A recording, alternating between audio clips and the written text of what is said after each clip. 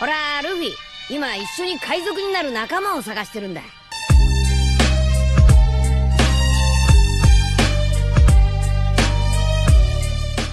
Hello guys, welcome to my channel The Wandering Zoro, your go-to destination for anime-related content. And if you're new here, don't forget to hit that subscribe button and turn on notifications so you never miss out on our latest videos. In today's video, we're going to be diving into part 2 of the series. So be sure to stick around until the end. And let's get started. UA School Entrance. Time, 8:30. We are in front of the UA doors. Several students from different schools were entering the building to take this test to get into UA, the most famous and praised school in Japan. And the reason? I'm really going to have to explain it to you. Izuku, who was wearing his school's uniform, arrived running without getting tired due to his training and grin strength. The problem was that he was in a hurry and he was nervous because this was the moment. Izuku, we arrived just in time, he said while walking. Grin, what's all this nervousness about? Relax, everything will be fine. Izuku, I know it's just. Do you ever have those moments where you're so anxious and afraid of making a little mistake that will screw you? He asked, a little nervous, while the other candidates looked at the greenish one while whispering about him. But Izuku wasn't giving importance to what they were saying about him. Grin, no. Izuku, of course not, he said as he kept his hand on his face for asking that question to an alien. Grin, but look on the bright side, you have me. With your brains and my form, we'll make it through with no much problems. Easy peasy Japanese. Izuku, yeah. Of course, we also can't forget about my new power, which I still need to test out, he said while looking at his hand. Grin, hee. Izuku, don't start with that. Grin, sorry, but I can't. You had to eat a hair to have access to a power. Ha ha. Sorry, but I can't take this seriously. As he talked and laughed, the more Izuku was embarrassed and disgusted for having been forced to eat All Might's hair. And I thought that you humans would no longer surprise me with your oddities. Now I just need to know that you don't have access to that power, even after eating that hair. Izuku, don't even say that as a joke. I almost threw up because of that, he said as he kept his hand over his mouth. Obviously, Izuku didn't have time to test one for all and was worried that he hadn't received the power, but according to All Might, soon the boy will feel the power inside him and that the boy will be able to use it during the exam. Yet more on your physique. Even if he couldn't use it, he still had Grin with him. Izuku stopped walking when he felt his cell phone vibrate. He picks up his device and sees that he had received messages from his mother, who had wished her son good luck, and from his father, who sent messages while he was busy at work. Izuku smiled with those messages. He was happy to see that not only his parents were supporting him, but to see that he was close to achieving his dream. Izuku put his cell phone away before he heard anyone. Bakugo, get out of my way, Deku. Izuku turned around and saw his former childhood friend, Katsuki Bakugo, grumpy as ever. Bakugo, I told you to get out of my way, or you'll die. Izuku didn't say anything and didn't show any reaction. He simply moved out of Bakugo's path, letting him pass. Some students looked at the blonde and commented on that attack where a villain, with a body full of slime, used both Bakugo and Ochako as hostages, and who was also using his power to attack the heroes. Grin, this moron gets on my nerves. Izuku, you're not the only one, Grin. Remember, there's nothing we can do. Izuku remained still as he took a deep breath and closed his eyes to calm his nerves, until suddenly he felt someone accidentally bump into him. Oh no, I'm sorry. I was distracted. It was a girl who said that. She has long black hair that is usually tied in a spiky ponytail with a large lock hanging down the right side of her face. Her eyes are thin and sharp, dark in color, and paired with short brows and a determined expression. Izuku, no, it's okay. I'm the one who apologizes for being stopped in front. I'm really sorry. It's just that I was so distracted and nervous in my thoughts that I didn't pay attention to what was in front of me. I should have been more attentive, she said as she quickly bowed to Izuku. Izuku, hey, it's okay. I understand. I'm nervous too. A little, he said while rubbing his head. Grin, a little, he said. Anyway, I need to go in and take this exam. Again, I apologize. I wish you the best of luck, she said as she walked away. Good job, Momo Yairozu. The day hasn't even started right, and you're already letting your nervousness get in the way and embarrass you in front of a person, even more so a boy. Oh my God, what a shame. Calm down, it'll be fine. Just remind myself of everything I've learned and put it into practice here. Yeah, it'll be fine. Remember, positive thoughts in your head. She talked to herself as she walked to the building, whispering to herself to calm her nervousness. Grin. She's as freaked out as you are. Izuku. Well, we can't blame her. After all, it's all or nothing to get into U.A, and it's normal to be nervous, so we have to do our best. Ochako. Aizu. Hearing that voice, Izuku turned around and saw his friend walking quickly towards him. Why didn't you tell me before? Izuku. Tell you about what? Ochako, didn't you know? People are already talking about you cleaning the beach. There are even pictures of you doing it. Izuku, what? What were those pictures like? He asked, shocked and a little worried about these pictures. Ochako. There were only two, which showed you carrying 2 old microwaves and an old stove abandoned on the beach. Hearing that, Izuku was relieved. Why didn't you tell me anything? I could have helped you. She asked, a little upset while pouting, which was cute in the boy's vision. Izuku, well. I needed to train my body, and I did all that because Grin said it was necessary. He said it without thinking too much. Grin, what? Are you going to take it out on me? Grin was incredulous. Ochako, was it necessary? Izuku, yeah. He said that. That I needed to get stronger physically, and so I suggested cleaning the beach, and he said it was a good idea, but that I needed to do it myself. And so I did this. He said with a crooked smile. He didn't like lying to his friend, but he couldn't reveal everything. Look, I'm sorry, Ochako, but I needed to do this, and I didn't want you to suffer with me in this infernal training. That's why I didn't call you. I needed to do this. Forgive me, he said as he bowed. Ochako, since it was necessary, then I don't see a problem. But don't hesitate to ask for my help. You know you don't have to do everything alone. Izuku, but what about Grin? Ochako, yeah, you have Grin, but what I mean is, you know you can always count on me whenever you want. After all, we're friends, right? She said with a shy smile while her cheeks were flushed, and that made Izuku blush. Izuku, yes, of course. I won't forget about it. I'm so grateful to have a friend like you, he said with a smile. Grin, I don't doubt that this friendship will end in a mating between you two, he said in a serious tone and a little mocking.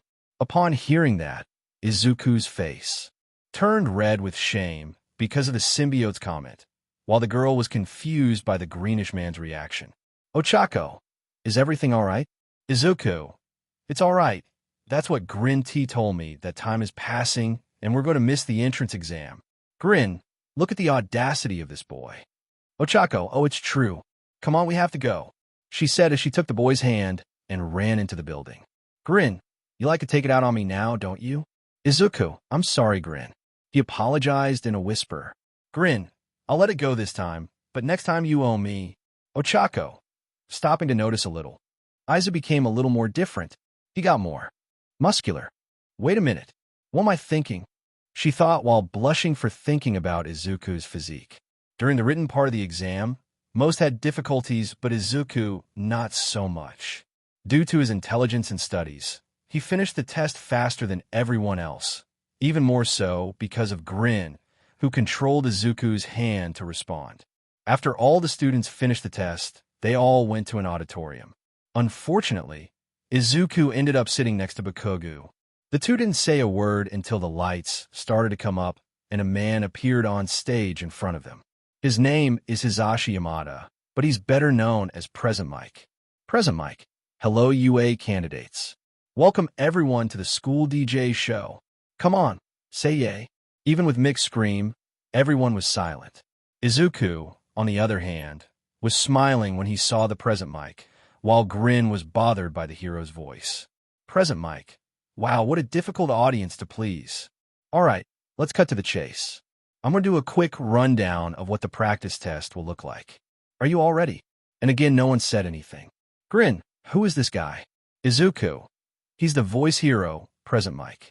He's known for being a DJ and a hero at the same time. It's so nice to see he has professional heroes here at UA, he said with a smile. Grin, That's why his voice annoys more than your alarm clock.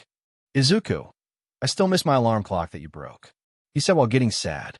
Bakugu, can you shut up? Present Mike, right?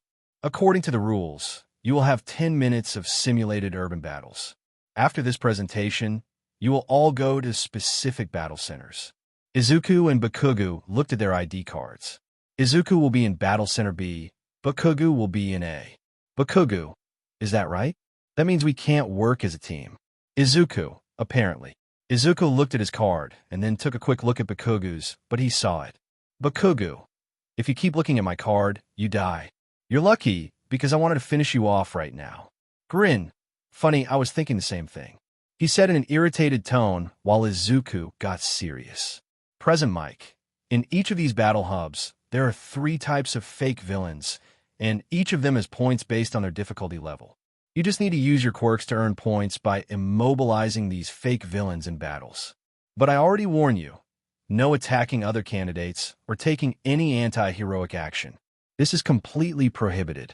Excuse me, but can I ask you a question? One of the students stood up with his hand raised. Present Mike, sure. What is it? He said while pointing his finger at the student, causing a spotlight to rise above him. He is a relatively tall and muscular young man with a broad frame.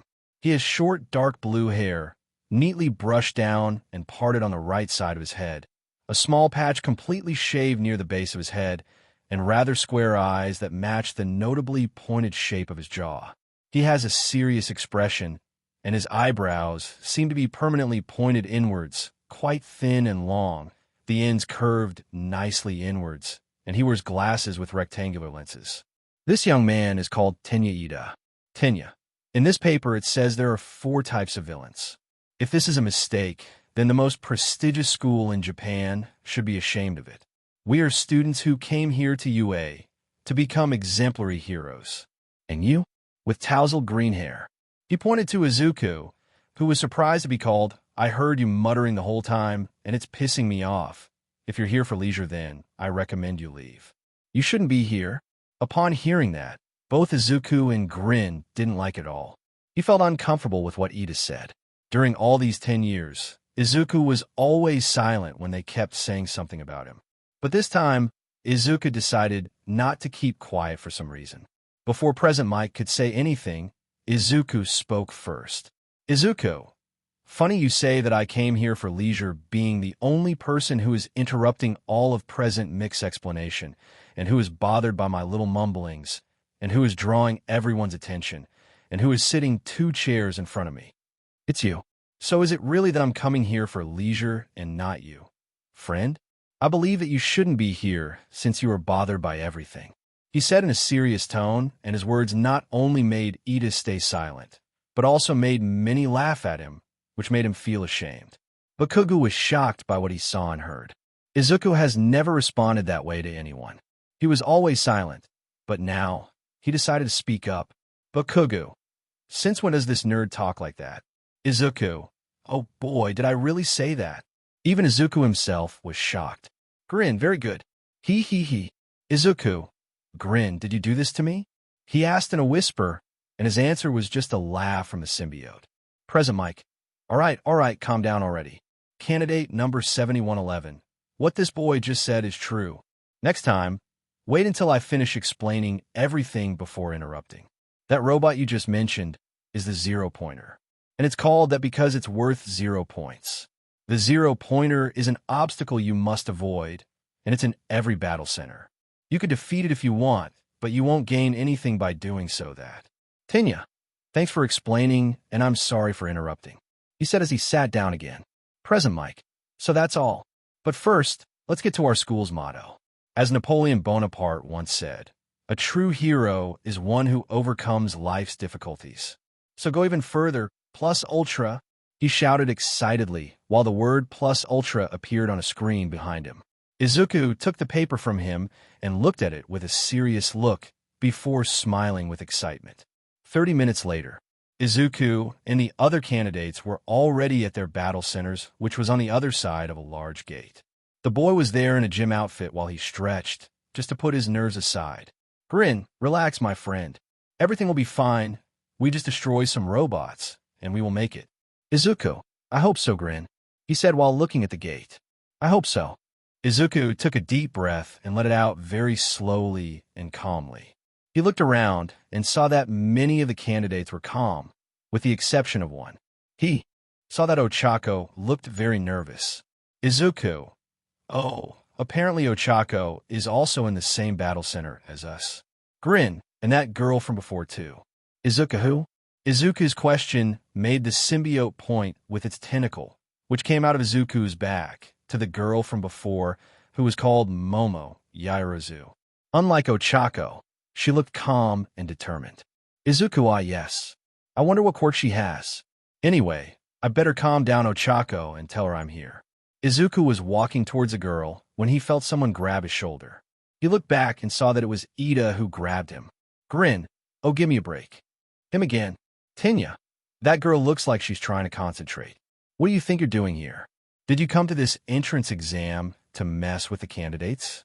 Izuku got tired of these hasty conclusions from Ida, especially Grin who, when he lost his temper, he made his white eyes and teeth stay in Izuku's face and said, Grin, get that hand off me. Seeing those eyes and those teeth along with that scream, Ida was startled and took a few steps back. Grin, on the other hand, caused Izuku's face to return to normal. Izuku, first, I apologize for this. It happens when I'm hungry. And second, that girl, Ochako Uraraka, is my friend and I was just going to calm her down. He said while pointing to Ochako. Tinya, was that why? I didn't know. Grin, of course you didn't. You just made a decision out of your butt. He said irritably while Izuku sighed. Tinya, wait a minute. I think I saw your face somewhere. You're the boy who cleaned up Dagoba Beach, right? He asked in surprise and shock. Izuku, huh? That was his reaction when he saw Ida bow as a sign of asking for forgiveness. Tinya, I'm sorry, I didn't recognize you.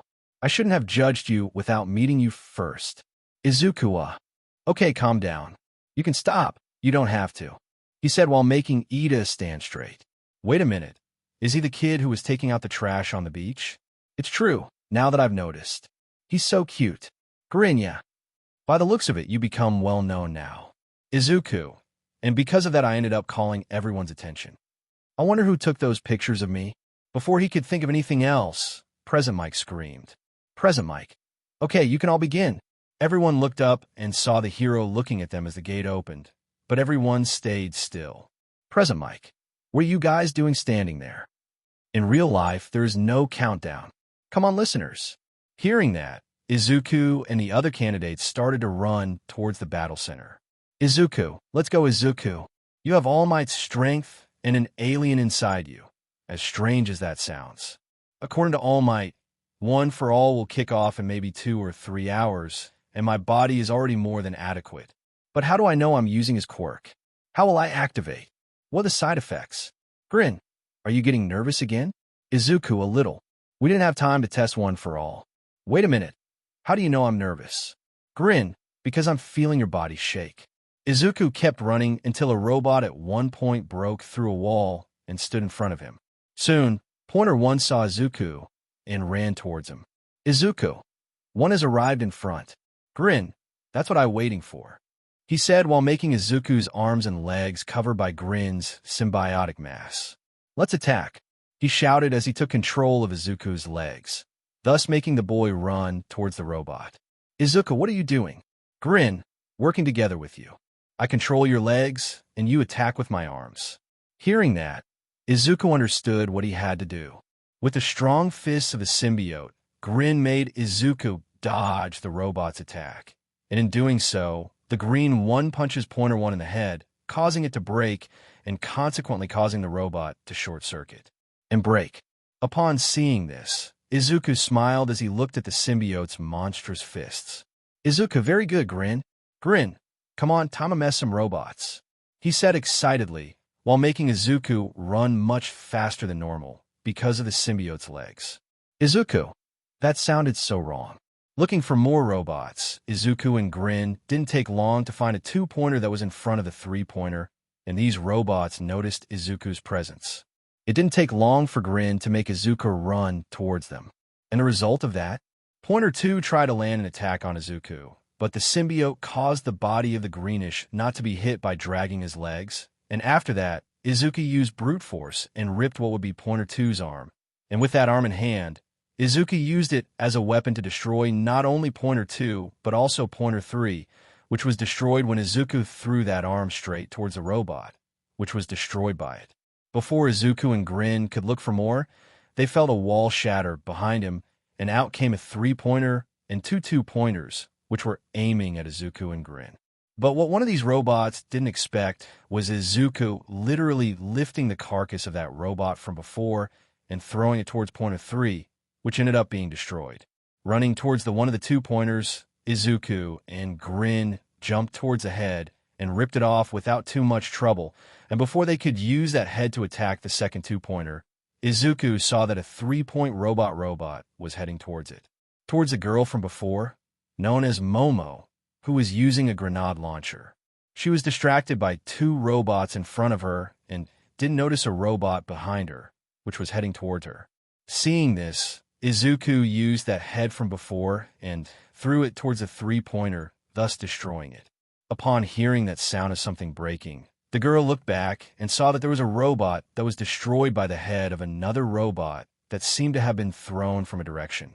And when she looked, all Momo saw was Izuku literally stepping on a robot, which was already destroyed, and in fact, the one who was stepping on it was Grin. Seeing that he needed more points, Izuku had Grin rush in to destroy more robots, while Momo continued to glare at Izuku. "Momo, what quirk is that?"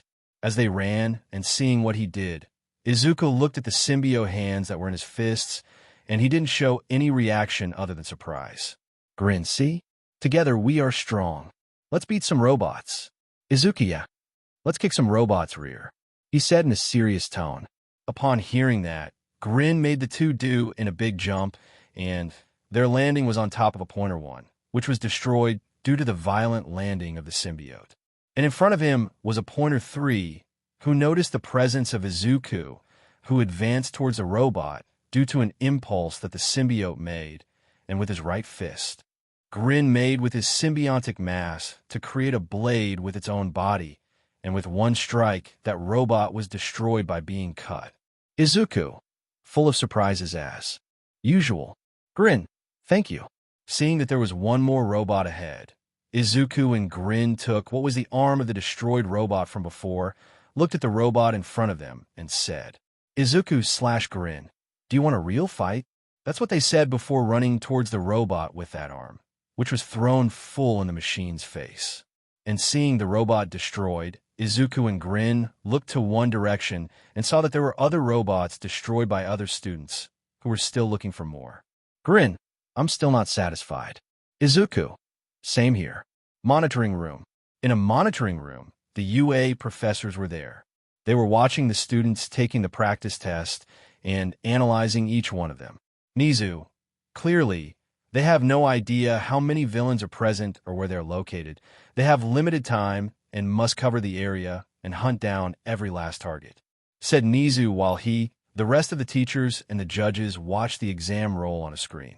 Nizu, some use intelligence gathering skills to plan strategies, said Nizu while looking at the image of a boy with tentacles standing on top of a building, known as Mizo Shoji. Nizu, while others rely on their speed to stay ahead of others, he said, looking at the image of Ida as he ran and skidded on the ground. Nizu, of course, keep calm under pressure, he said while looking at the image of Aoyama, who was shooting with his laser while looking at the camera. Nizu, beyond sheer power and combat skill, said when the image of Bakugu while he was panting and smiling like a maniac. Nizu, the most successful students use a combination of all these tactics. They're the ones who can get the highest scores on this test. He while looking at the images. Midnight, I'd say this year's group looks pretty promising. Vlad King, I agree, we have a lot of interesting students. And you, Aizawa, weren't interested in anyone. Shota, what matters to me is the result, not what's interesting about them, he said in a dry tone while looking at the screens, until a student called his attention. Izuku, Tashinori, well, it's not really known yet. The real test starts now. He opened a box that contained a red button and pressed it. Back to Izuku, He and Grin landed on the ground, while behind them was a 3 and 2-pointer destroyed. Grin, so how many points do we have now? Izuku, if my count isn't wrong, I believe we got 60 points. Shall we look for more? Grin, you know my answer. Before Izuku or Grin could run to go after other points, the fictional city he was in started to shake as dust appeared in the air. Students were in shock as something large headed towards them, while windows shattered as it passed through buildings. Izuku looked around to see what was causing the shaking and rumbling, and when he looked up, he saw a Titan-sized robot looking down on them as it smashed a building on top of them. Izuku remembers what Present Mike said before the exam started. Izuku, this can only be a joke. Is this the Pointer Zero? He said in shock as he stood still. Grin, look at the size of that monster. He exclaimed excitedly. Pointer Zero punched the floor, causing dust to rise in the air and obstruct the students' vision. Each of them had to protect their eyes from the wind dust caused by the force of the punch. Izuku opened his eyes after the wind died down. In the dust, he saw the various candidates running away from the robot, including Ida, who saw Izuku standing there looking at the robot, but still continued to run away. Tashinori. This is where things are going to get more interesting. A person's true character is revealed when danger is right in front of him. Present Mike. Less than 2 minutes to go. Izuku woke up from his trance upon hearing Mick scream. Izuku, less than 2 minutes. We better go out and look for some more robots. Izuku started to run away from the 0-pointer. Grin on. Really? But I wanted to destroy that one. Izuku, Grin, that's Pointer Zero. Destroying it won't be worth it. Before they could run further. Izuku heard a groan of pain, and that not only made him stop running, but also looked back. He saw Ochako trapped in the middle of rubble, and the worst. That girl from before was the only one who was trying to help by trying to lift the rubble, but she wasn't able to. Izuku, Oka. Izuku started to shake more. Not out of fear, but out of anger. Those girls were there in need of help, and could possibly die, and yet no one wanted to help. Grin, Izuku, are you listening to me? Izuku, change of plans, he said while running. Tashinori, there is no merit in defeating a fake villain. Izuku starts inserting one for all into his legs, causing him to do a super jump, which surprised Grin by his host's sudden action. Tashinori, but this is a perfect opportunity to shine. When Izuku jumped, Ochako, Momo, and the teachers in the monitoring room saw the boy do it. Ochako, Aizu. Izuku closed his right fist, and even through that symbiote fist, he inserted one for all into it for the first time. Izuku didn't notice, but Grin did. Grin, he's doing the same thing as that day.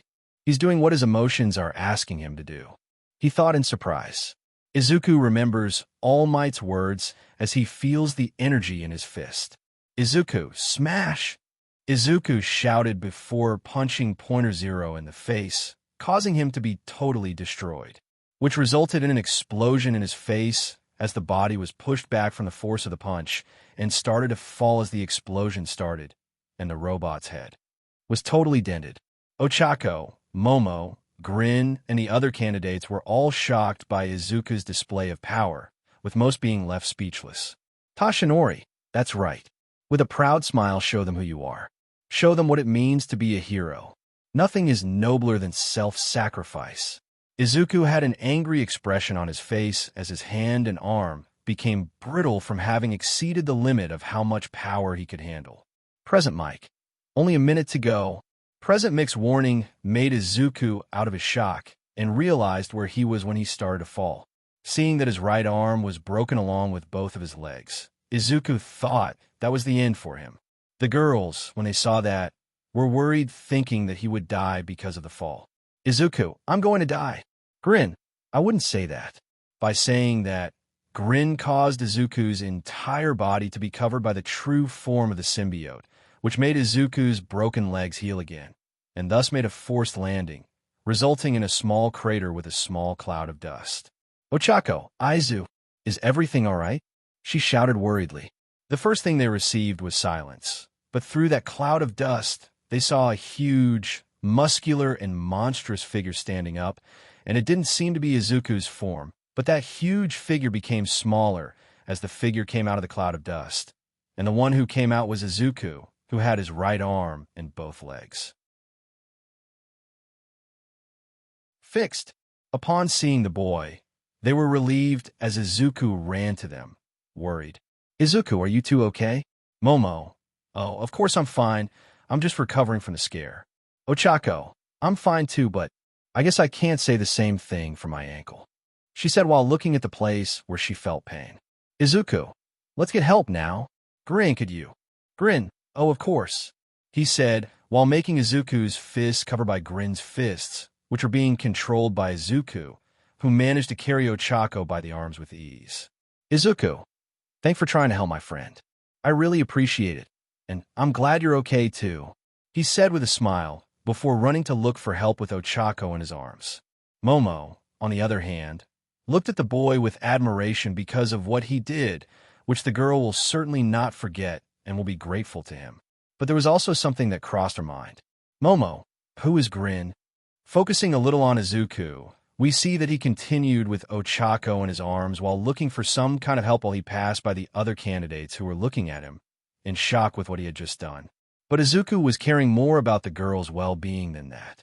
As for Ochako, she was blushing because of the position she was in and at the same time looking at Izuku's face, who didn't notice the girl's facial expression, who was smiling at the greenish one with a blush on her cheeks. Tinya, he risked his own life to save those girls, even though he knew it was very dangerous and that the zero-pointer wouldn't give him any points. He must have known there was little time left. How many more points did he need to pass the exam? He put his life on the line. But, even so, he didn't hesitate to go and jump. He thought as he closed his hands, if this wasn't the exam, then of course I would do the same thing. I believe. Wait one moment. The exam. The judges. Did they see all this? He started thinking about it when the candidates heard someone approaching. They turned to see Recovery Girl walking towards them. Recovery Girl, you don't have to worry anymore. I'm already here. Anyone who is injured, please come to me. Upon seeing her, Izuku recognized her and went towards her, still holding Ochako. Izuku, Recovery Girl, could you please help her? He asked as he gently placed Ochako on the ground. Recovery Girl, sure, let's see how you are, young lady, she said while examining Ochako, while Izuku remained in place to help with anything. Tinya, I wonder, what if the exam had other factors that I didn't take into account? Is it possible that he thought as he looked at Izuku, in shock, already in the monitoring room, while all the UW members were talking about what they just saw. Aizawa was still looking at Izuku with narrowed eyes. A week later, we are at the Midoriya's house, and it was already night. Hisashi was out, working while Izuku was making dinner for his mother, who was in her and Hisashi's room. And when he finished, Izuku put her dinner on a tray and walked to her room, and when he reached the door, Grin used his tentacle to turn the doorknob and open the door, where we can see that Inko was sitting. Izuku, dinner is ready, he said as he served the tray to Inko, who was smiling. Inko, look, fish, rice and salad to go with it. Have you been training a lot to cook? Izuku, I have to learn to take care of you, right? He said while smiling. Inko, seriously, you don't have to worry about that. I'm not that weak, so I could cook without any problems today. Izuku, I know it's just that I just wanted you to just put in as little effort for today and let me take care of you. Inko, I see, so I'll save myself the trouble tonight and appreciate your care, she said while caressing her son's cheek. Ah, the entrance exam results arrive today or tomorrow, right? Izuku, yes, I believe so. And now that you mention it, I'm going to check our correspondence, he said as he walked away and walked to the door. I'll come by and get the tray later. I hope you like the food, he said with a smile as he closed the door. After that, Izuku left, went to a part of the building where letters arrived for certain apartments, and when he got there, Izuku saw that he didn't have any letter, just an envelope with the symbol of the UA. And seeing that, Izuku immediately went back home, closed the door, and went to his room. Grin, it's time, Izuku. I feel like we got great results, he said as he appeared through the symbiotic mask that was coming out of the greenish man's back. Come on, open this up and let's see how we do. Without wasting any more time, Izuku ripped the envelope and a metal disc came out, which fell on the table and a hologram appeared. All Might, I'm here in projection form, he said in his hologram hero form, which made Izuku get scared. Izuku, All Might, but that letter is from UA, isn't it? He questioned while he and the symbiote watched the hologram. All Might, I know it's been a while, but I had a lot of paperwork to take care of, so that's why I couldn't get in touch. For that, I apologize, he said while bowing to tell you the truth. I came to this city because I received an invitation to work at the UA. Grin, wait a minute, is he going to work there? Don't tell me he's going to be a teacher. Izuku, that explains why he's here in town. Before All Might could say anything, a hand appeared on the side of the projection, and it seemed to be communicating with All Might. All Might, hi. What happened? End as soon as possible? But there's something I need to say to. What do you mean? It means that if I'm late, I'll be late the others? Oh yeah, sorry I didn't know. His comment made both Izuku and Grin get a drop of sweat on their heads. So let's get straight to the point. In the written test, you passed without much trouble. And in the practical test, you put on a show. It's not every day that we see a student get 60 points. Obviously with that score, you also passed, he said with a raised thumb. Grin, huh? Swallowed up. I knew we'd make it. I told you we'd do fine, he said excitedly while giving a light headbutt to Izuku's shoulder, who didn't show any reaction, but Grin didn't notice. All Might, but that's not the only thing that surprised us. All Might's comment made Izuku and Grin look at the projection. What many didn't know is that there were other factors in the exam. Grin, other factors? What does he mean by that? All Might, before looking at your results, watch this short video, he said while a screen behind the hero turned on, and on the screen, it showed Izuku saving the two girls from Pointer Zero. That's what made you stand out. You know what many of us saw when you did this? We saw a young man risking his own life to save two people, who this young man probably knew or never met. What we saw was an act of bravery and, above all, heroism. Both Izuku and Grin were speechless, no reaction other than surprise while he was thrilled. His action in wanting to jump in and save those two girls resulted in something Izuku didn't expect to receive, not just points, but recognition.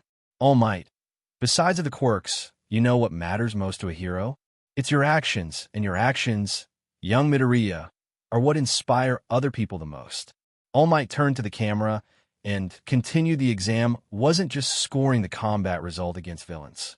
We had a hidden test to test each one who had the urge to be a hero. All Might, tell me, how would a hero course reject people who save others and do the right thing? After all, that's what a hero does. You receive points other than combat points. You receive rescue points. These points are awarded by a panel of judges. It's one of the skills we value here at UA. All Might shows Izuku the results, and he is in shock. Number 1, Izuku Midoriya. Villain points, 60/rescue points. 120 is equal to 180. Izuku couldn't believe what he was seeing. He ranked first in the exam because of rescue points, and he won by his actions, which was just a thing he usually does. Help the others. The symbiote was speechless, but you could clearly see that he was happy about it because his smile got wider. All Might, you and those girls passed. So, come on, young Midoriya. Welcome to your Hero Academy, he said, holding out his hand with a happy smile on his face before the projection turned off. Grin, yeah. Yeah, that's right. See what we got, boy. You. Well, we're going to the academy you want to go to. Of course, thanks to me we managed to go further, but even so, we both did really well. Don't you agree, Izuku? Say it. Izuku. Grin, huh? Izuku, did you hear me? When looking at Izuku, Grin was surprised by what he was seeing. He saw that Izuku's head was down, but he could see that the boy was letting a few tears fall to his eyes. Grin, Izuku? What happened? He asked, confused and worried. The answer to his question came when Izuku finally lifted his head, and what Grin saw was Izuku's face showed no reaction other than joy, but the tears didn't stop coming out his eyes. Izuku, I'm close, Grin. I'm so close, he said while looking at the symbiote, who had already understood why the boy was like that. Grin, yeah. You are close, my friend. You'll make it, he said while using his symbiotic mass to lightly pat Izuku's shoulder, who was still sitting down as he couldn't contain his joy anymore through those tears. Grin might not understand a lot about humans, but he knew what he had to do at that moment. Be supportive. At Ochako's house, we see that the girl has just seen her entrance exam results, and her reaction is none other than joy as she screams and jumps on her bed. She had made it through and was obviously happy about it, not just because she was smiling, but because of the little tears that were coming out of her eyes. At the home of the girl, named Momo Yairozu, she had also seen results from it, and she was relieved and happy about it as she had her hand on her heart while smiling. Back at Izuku's house, after wiping the tears from his face, Izuku left his room and headed towards his mother's room to tell the good news. But when he opened the door, he saw that his mother was already sleeping and the tray he left for the woman was no longer there, implying that after she ate, she got up, and after returning to her room, she began to sleep. Seeing that, Izuku made a slight smile, went to his mother, and placed a light kiss on her forehead. "Izuku, not long, Mom. We'll make it. I'll make it for you." It was the only thing he said before fixing the blanket for Inko, and as he did, the boy walked away and left her room before closing the door. Grin. Grin, yes? "Izuku, I really thank you for what you're doing. I really appreciate you," he said while smiling at the symbiote. Grin. "Oh, no need to thank me." "Izuku, no, seriously.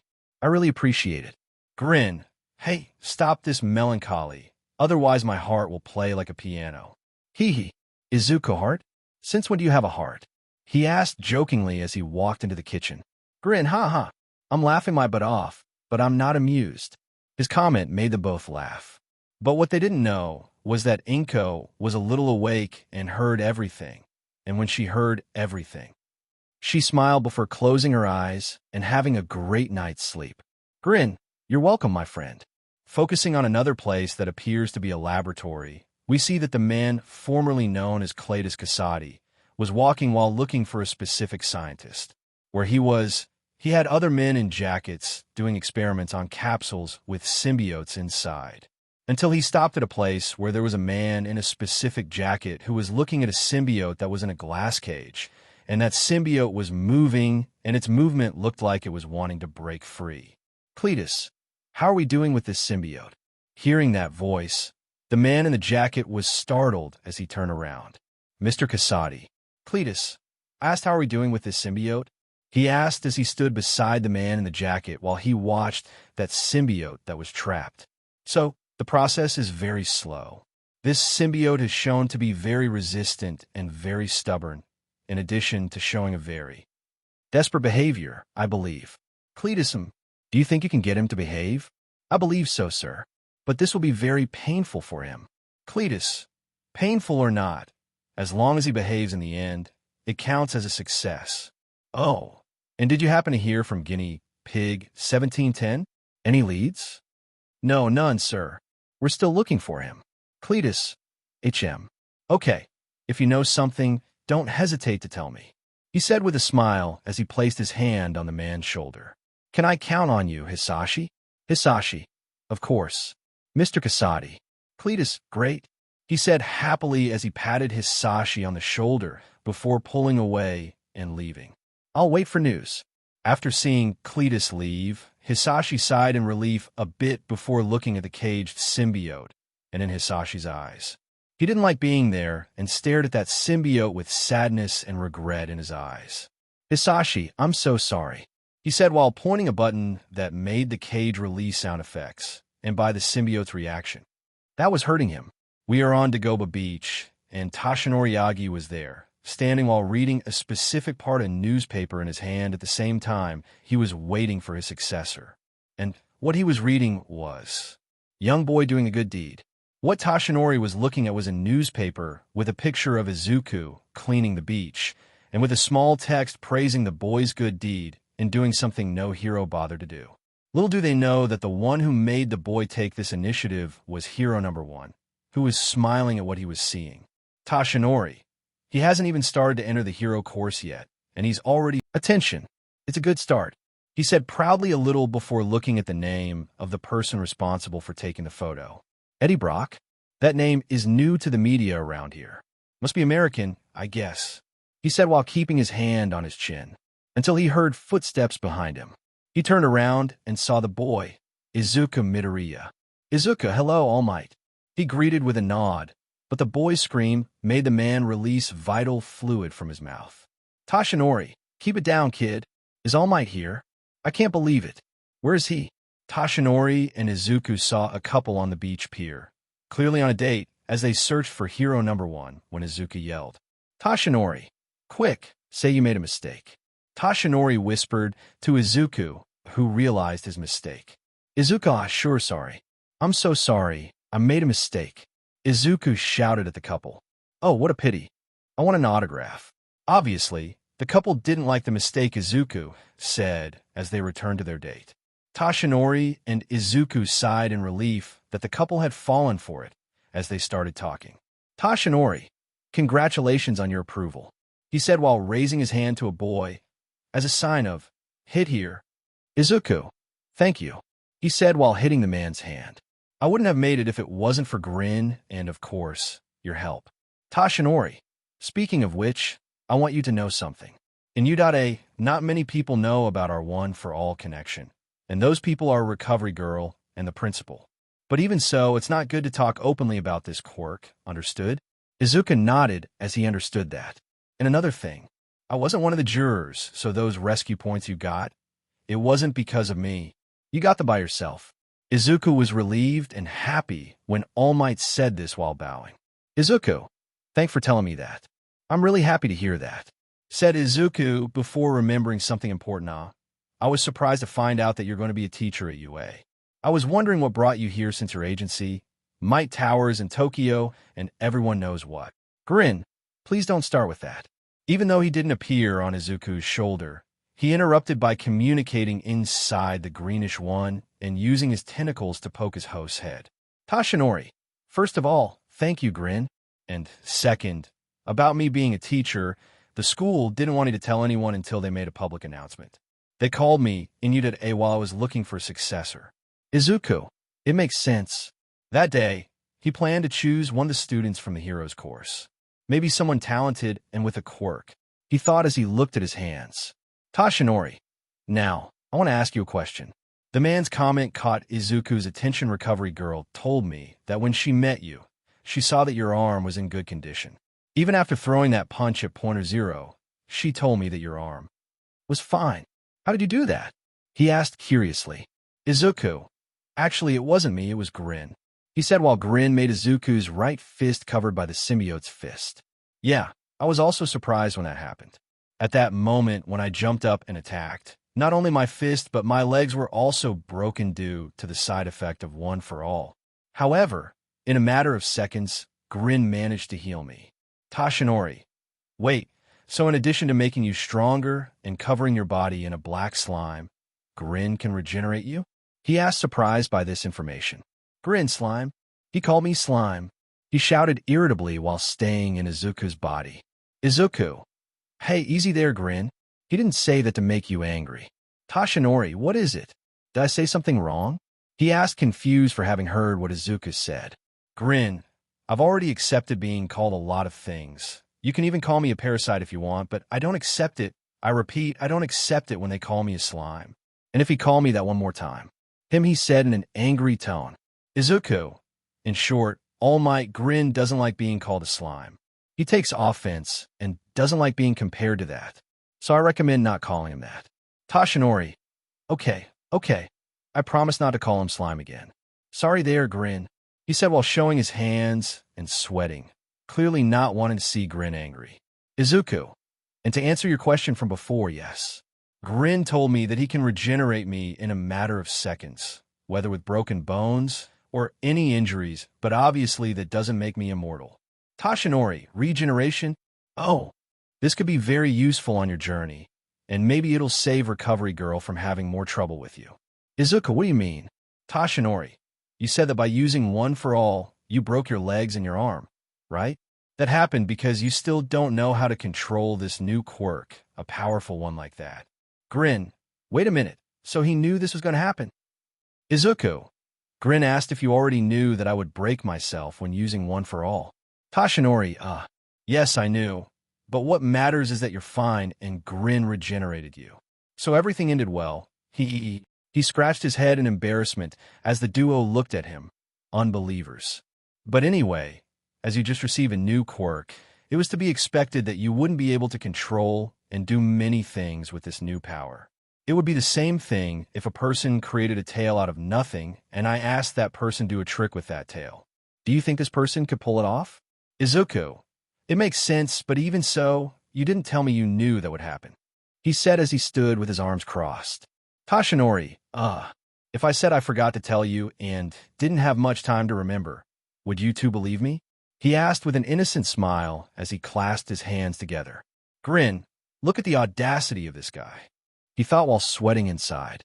Tashinori, but let's not think about what could have happened.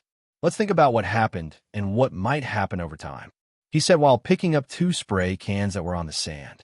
To have full control of this quirk, everything depends on you. Every time you make an effort, one day you will have full control over this power. Izuku, then I can control. Tashinori, the more you train with this power, the more you can move with it freely. He said while smashing the spray cans while transforming into All Might. All Might like this. Izuku looked at him admiringly before turning serious. Look, it's All Might. Really? Where did he come from? That same couple from before showed up and saw All Might, who now realized his mistake. All Might, right?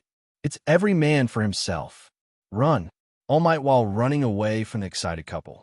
Izuku, yes, sir, said running after All Might, but not getting too far behind. Grin, is this really your idol? He asked while laughing.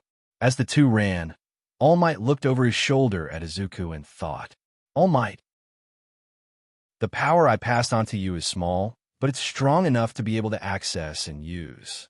But over time, the power will grow until you become someone quite powerful. The more powerful you become, the brighter you will shine. Eventually, I will retire with my work already done. Thinking like that I went too deep, he thought as the two ran. Grin, wait a minute. Since this power is inside Izuku, and I am inside him, will I be affected by this? Or will I be able to control this power too? No, what nonsense. There's no way that can happen. He thought carefree. Eddie's apartment.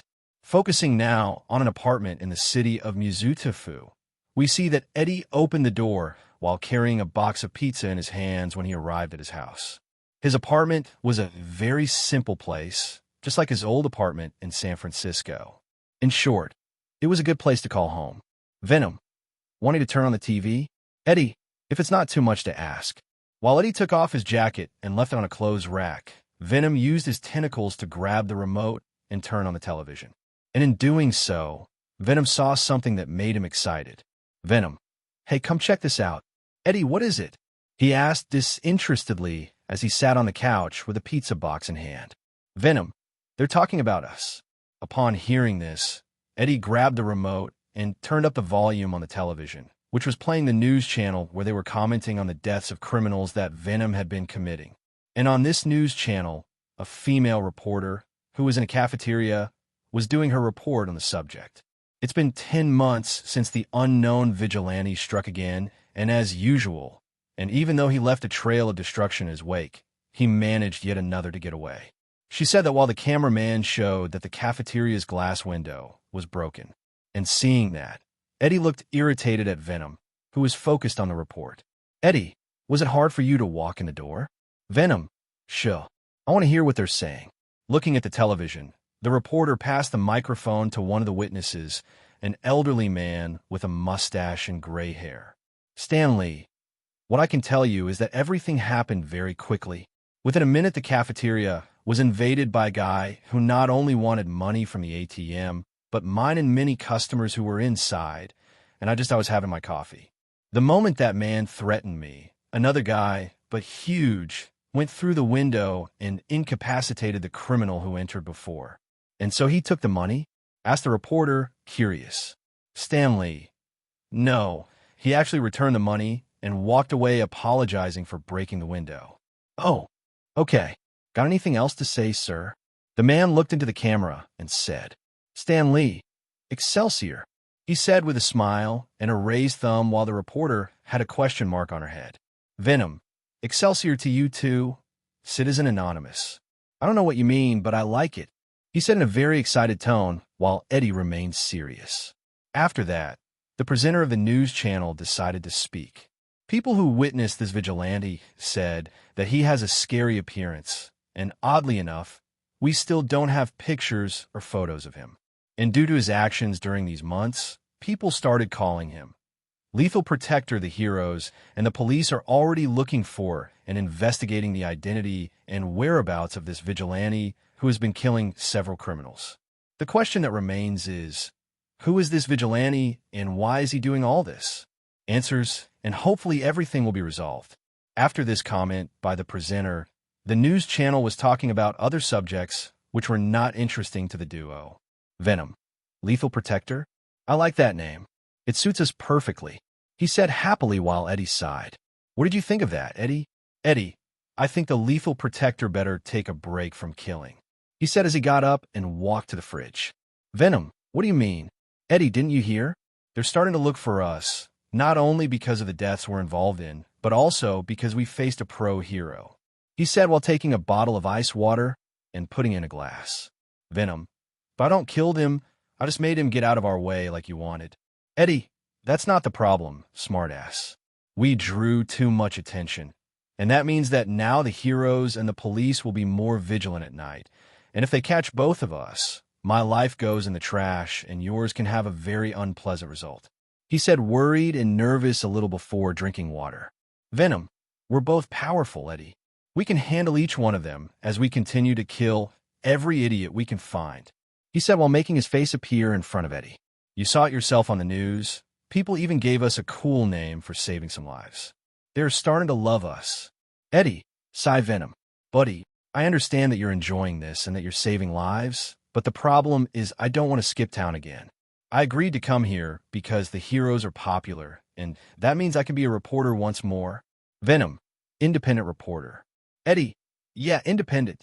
But in other words, buddy, I don't want to go to jail. I just want to keep trying my livelihood and grow as a reporter, and this place might be perfect for me.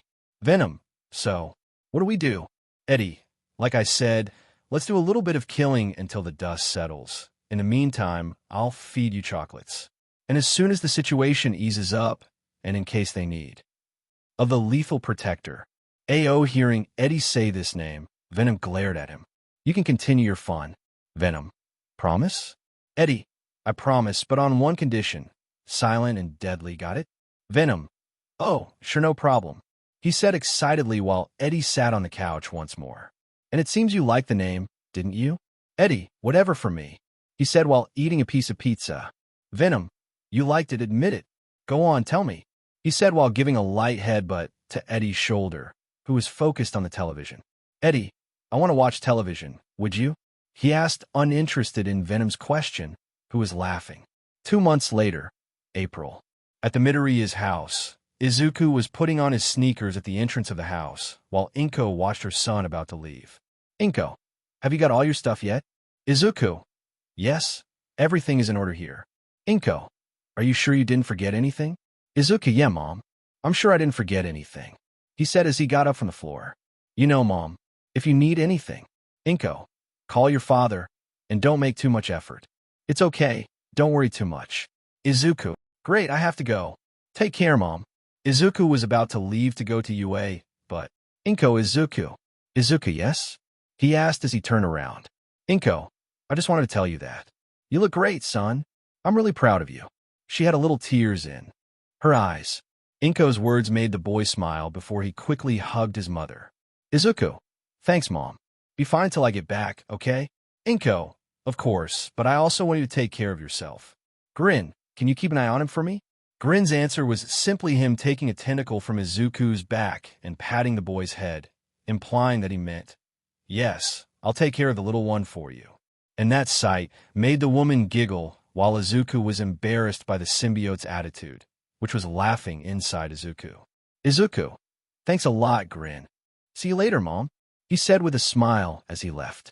Inko, see you later, my little hero, she said with a smile on her face. Outside on the way to the UA. Grin, your mother will be fine, man. She can handle herself.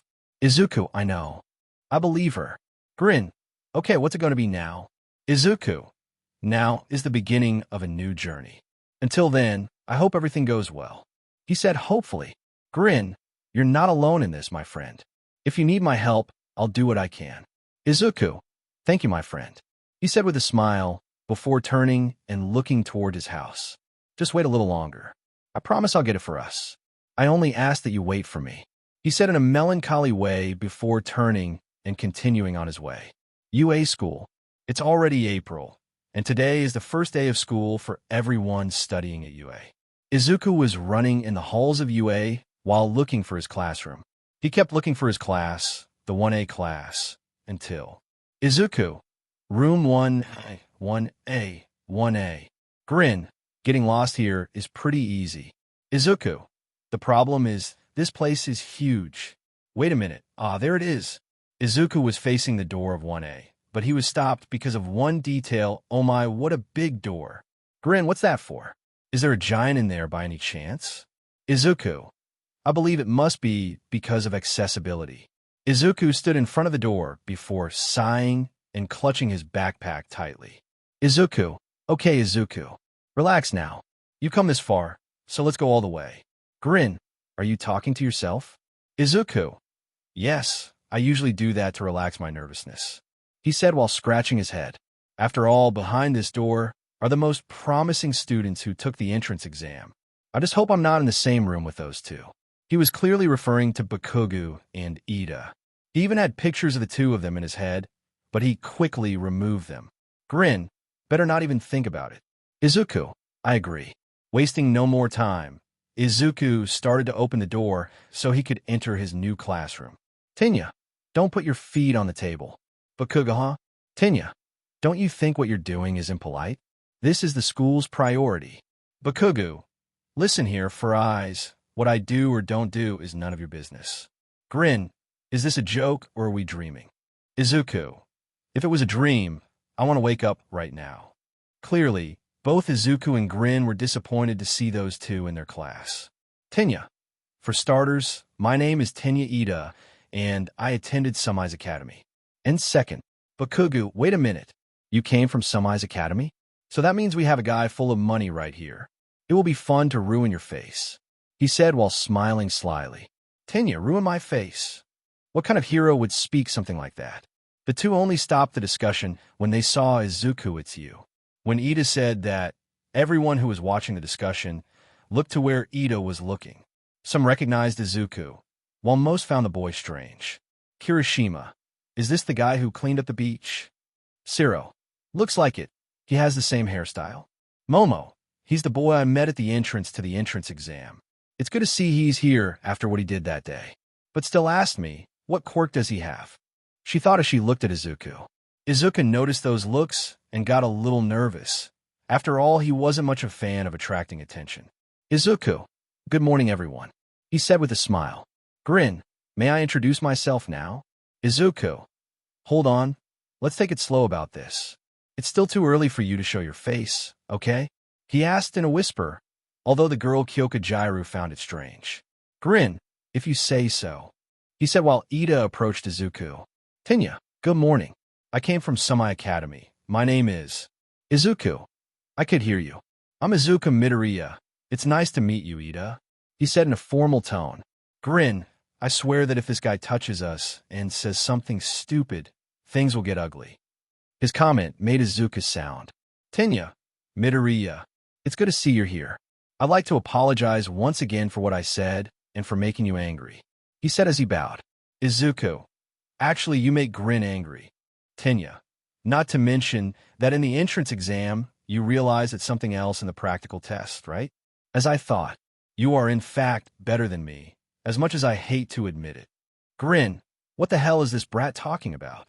Not only him, but Izuku was also confused. Izuku what? Tenya, I had no idea. I misjudged you. First the beach, then the practical test. When I saw that you were the only one who discovered the real purpose of the test, I understood that I had judged you before I met you.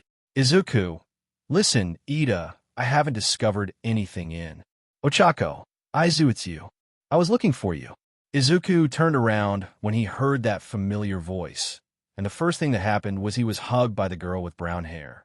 "Izuku, Ochako, it's good to see you're in the same class as me," he said while hugging the girl back. "Grin, it's a relief to see her here, so you can be happy with your girlfriend present here." His comment made Izuku blush a little before they finished hugging, while the girl stood in front of him with a smile on her face. "Ochako, it's seeing that you and Grin are here, especially you. Of course you would be after that incredible punch you threw," she said excitedly while trying to imitate Izuku's punch. The boy didn't pay much attention to what she said, since the boy was looking at the girl's uniform, and seeing that made Izuku's cheeks turn pink. "Izuku, Ochako looks so good in this uniform." "Grin, Izuku, your heart is racing too fast. Should I be worried?" "Izuku, huh?" Grin's question made Izuku out of his thoughts. "Ochako, I'm glad we're in the same room, side by side again," she said happily. "Izuku, yes, I'm happy about that too, Ochako," he said while smiling too. "Grin, are you sure you two aren't dating?" His question made the boy feel embarrassed. While everyone was watching that interaction with a certain suspicion, a certain explosive boy was not at all interested in what was happening with those two. However, he was extremely irritated by the fact that Ochako, and especially Izuku, had also managed to enter the UA. Flashback.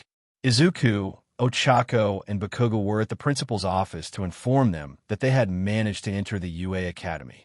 "I can't believe we have 3 students from our school going to U.A, especially you, Midoriya. It's a miracle. It's good to see you made it too," he said, impressed and happy for the news. Izuku and Ochako were happy, but Bakugo was furious. The rumor didn't take long to spread, as all of his colleagues got wind of the news. But none of them decided to say anything about it, as there was another rumor saying that Izuku Midoriya, the famous Deku, defeated 5 students who were going to beat him. And this rumor also said that Izuku had a bizarre and strong quirk. And this rumor became stronger when they learned that he managed to enter the best hero school in Japan. That day, Izuku noticed how all of his classmates looked at him differently than before, but he simply ignored them and withdrew to go to the exit and meet his friend. But before he could go there, he felt someone grab him by the collar of his shirt and throw him hard against the wall. Who did this was Bakugo. "Bakugo, what kind of trick did you use to get in, huh?" "My plan to be the only student from this school to enter the UA has been ruined, and it's all your and your round-faced friend's fault." Izuku didn't say anything. He just stared at Bakugo with a serious look. "Bakugo, I warned you, Tio, stay out of my way." Izuku, "So I guess I'm getting Alzheimer's." "Bakugo, what do you mean?" Izuku, "Because I don't remember to ask your opinion," he said in a serious tone while looking at Bakugo while Grin was laughing inside. And that only pissed off the explosive blonde. "Bakugo, I warned you what would happen if you dared enter the U.A, and now you'll pay dearly." Bakugo was about to punch Izuku hard. However, he didn't expect the green man to stop his blow with his hand, and with Grin squeezing tightly, Bakugo felt a little pain with that grip. "Izuku, Bakugo, seriously. I'm tired. I'm hungry, and I don't have the patience to listen to your screams. So I'll be direct with my words," he said while looking into Bakugo's eyes, and Izuku's tone was very calm. "You already knew that since I was little I wanted to be a hero, didn't you? You have reasons to go to U.A, and I have mine, and now I got my chance to enter U.A, and I won't miss this chance. I don't care what you say or think about it, whether you like it or not. We are going to U.A, he said in a serious tone. And when he said we, Bakugo could hear Grin's voice, and that left the blonde with his eyes wide open. After saying that, Izuku forcefully pushed Bakugo to a wall and continued on his way. "Izuku, I hope our classes are better there than here. Take care, Bakugo," he said as he walked away. Bakugo got a furious face, while Izuku continued walking with a smile as he grabbed a chocolate, which Bakugo didn't know what the reason was. But we do. End of flashback. Bakugo, how dare he challenge me? What strength was that? What are you hiding, Deku? He thought furiously. Ochako, I wonder what our entrance ceremony will be like. What will our teacher be like? Aren't you nervous? Izuku, a little. After all here, everything is new for us, he said while he and Grin saw how excited the girl was. If you came here to make friends, then you came to the wrong place. Izuku / Ochako, Huh? Upon hearing that voice, the two turned back and saw a man behind them lying on the floor, inside his yellow sleeping bag. Shota, this place was supposed to be a hero's course, not a daycare center, he said tiredly while drinking a small juice. Izuku grinned Ochako Tenya. What is this? What the heck is this? The man starts to get up and gets out of his sleeping bag, revealing himself to be Shota Aizawa. Shota, it took you 8 seconds to be quiet. I hope this doesn't happen again, as this is a waste of time, and time is precious. Izuku, is he a professional hero? Grin, I feel sorry for wanting to eat someone like him. Shota, I'm your teacher, Shota Aizawa. It's a pleasure, he said without any spirit as he looked at the students. He's our teacher, they thought in surprise and shock. Grin, so beggars can become pro-heroes? That's new to me. Izuku, obviously he's not a beggar. Grin, he scolded in a whisper. Shota, did you say something? Izuku, and nothing, I didn't say, sir. Shota, Listen, I know it seems sudden, but put this on and go to the courtyard, he said while pulling out a UA sports uniform and showing it to the other students. I'll be waiting for you, and don't be long. Yawn.